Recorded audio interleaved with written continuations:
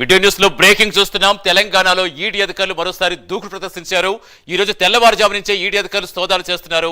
రాష్ట్ర వ్యాప్తంగా 8 ప్రాంతాల్లో సోదాలు చేస్తుండగా ఒక్క హైదరాబాద్ లోనే 6 చోట్ల ఈడీ సోదాలు కొనసాగుతున్నాయి.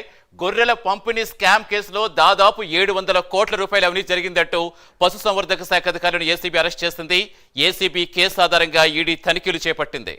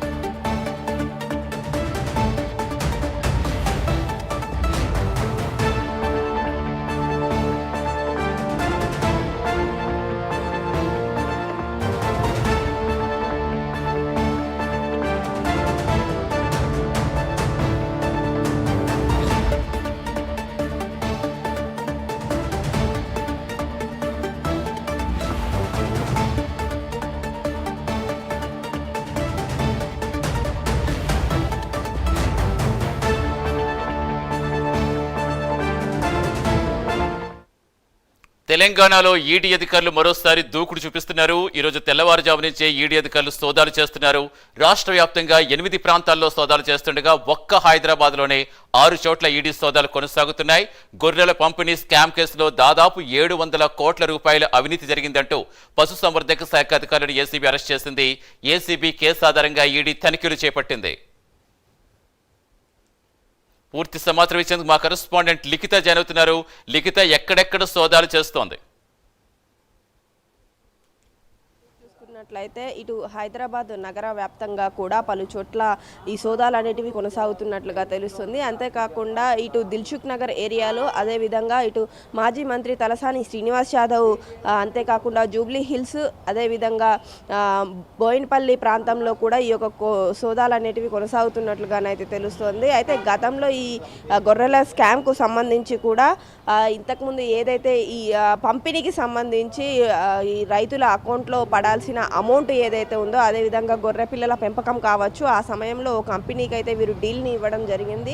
అయితే ఈ కంపెనీ డబ్బులు ఏవైతే ఉన్నాయో వాటికి సంబంధించి కూడా గొర్రె పిల్లల్ని ఆంధ్రా నుండి తెప్పిస్తున్నట్లుగా, అక్కడి నుండి ఇటు తీసుకొచ్చిన తర్వాత ఏదైతే రైతుల అకౌంట్లో అమౌంట్ వేయాల్సిన సమయంలో ఆంధ్రాలో రైతులు ఎవరైతే ఉన్నారో, ఈ గొర్రె పిల్లల్ని పెంచే రైతులు ఎవరైతే ఉన్నారో వాళ్ళ అకౌంట్కే అమౌంట్ అనేది ట్రాన్స్ఫర్ చేసి ఈ యొక్క తెలంగాణ రాష్ట్రంలో ఉన్న ఈ యొక్క ఏదైతే రైతులు ఉన్నారో వాళ్ళ అకౌంట్లో డబ్బులు వేస్తున్నట్లుగానైతే నమ్మబలికే ప్రయత్నం చేశారు. అయితే ఈ సంగతి పూర్తి స్థాయిలో తెలుసుకునే ప్రయత్నం చేసిన రైతులు గతంలో దీని గురించి అడిగినప్పుడు ఎలక్షన్ కోడ్ రావడంతోనే ఈ యొక్క పంపిణీ అనేది ఆగిపోయింది అంటూ కూడా చెప్పే ప్రయత్నం చేశారు. ఆ తర్వాత ఎలక్షన్స్ జరిగిన తర్వాత కూడా తమ అకౌంట్లకు డబ్బులు రాకపోవడం, గొర్రె పిల్లలు రాకపోవడంతో దీంతో విసిగెత్తిపోయిన రైతులు అయితే కంప్లైంట్ చేయడం జరిగింది. ఆ సమయంలోనే ఇటు ఏసీబీ అధికారులు కూడా ఈ యొక్క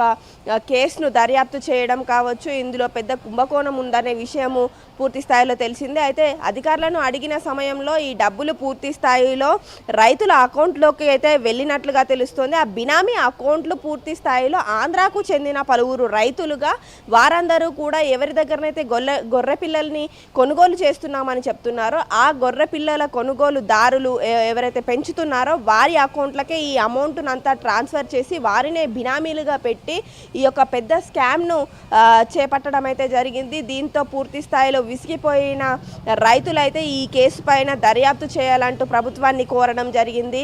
ఆ తర్వాత దీనిపైన ఇప్పటికే 2024 నుండి కూడా ఈ కేసు కొనసాగుతున్నట్లుగా తెలుస్తుంది. అయితే ఈరోజు పూర్తి స్థాయిలో ఈడీ దూకుడు పెంచిందని చెప్పుకోవాలి. దాదాపు 10 చోట్ల ఈ యొక్క ఏవైతే సోదాలు ఉన్నాయో అవి కొనసాగుతున్నట్లుగా తెలుస్తోంది. ఇప్పటికే ఇందులో గతంలో ఉన్న ఈ స్కామ్కు సంబంధించి ఉన్న నాయకులు ఎవరైతే ఉన్నారో వారి ఇళ్లలో, అదేవిధంగా ఆ సమయంలో పనిచేసిన అధికారుల ఇళ్లలో కూడా ఈ యొక్క సోదాలు కొనసాగుతున్నాయి. వారికి సంబంధించిన పలు కార్యాలయాల్లో కూడా ఈ ఏవైతే సోదాలు కొనసాగుతున్నట్లుగా తెలుస్తుంది. ఆ సోదాలలో పలు కీలక డాక్యుమెంట్స్ను కూడా పరిశీలిస్తున్నట్లుగా తెలుస్తోంది. ఈ గొర్రెల పెంపకం సంబంధించి కావచ్చు, అదేవిధంగా అమౌంట్ అకౌంట్స్లోకి వెళ్ళే సమయం కావచ్చు, అవి ఏ విధంగా డీలింగ్స్ జరిగాయి, ఎవరెవరి అకౌంట్లకు ఎంతెంత అమౌంట్ అనేది జారీ అయింది అనే విషయం కూడా బయటికి తీసే అవకాశం ఉంది. అంతేకాకుండా ఇతర రాష్ట్రాలతో కూడా వీరికి సంబంధాలు ఉన్నట్లుగా తెలుస్తోంది.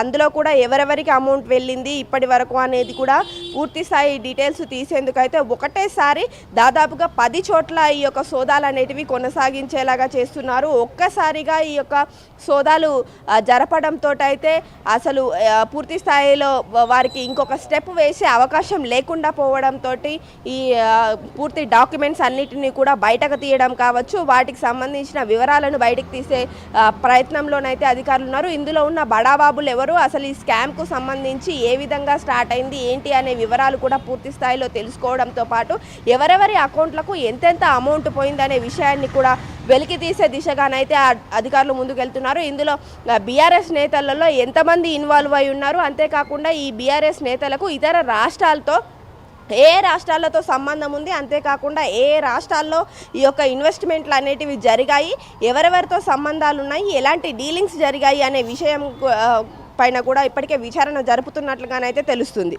Right, thank you Likhita.